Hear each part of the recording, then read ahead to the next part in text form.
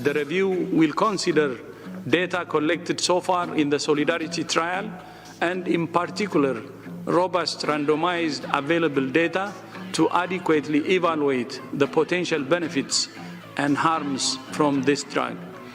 The executive group has implemented a temporary pause of the hydroxychloroquine arm within the Solidarity trial while the safety data is reviewed by the Data Safety Monitoring.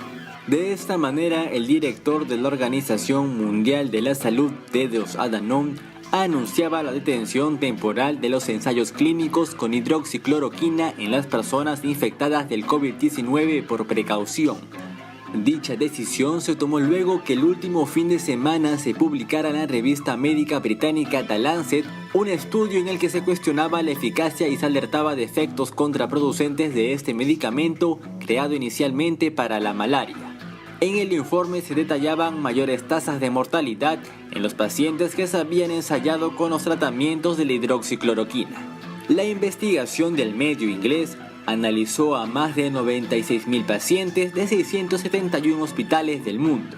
La conclusión fue que este compuesto aumenta el riesgo de sufrir arritmias y de morir.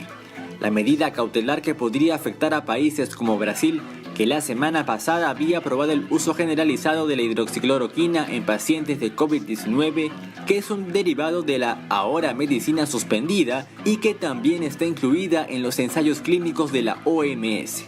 Los responsables del máximo ente de la salud advirtieron que la suspensión es temporal y que se trata de un proceso ordinario hasta recabar más información científica sobre este medicamento.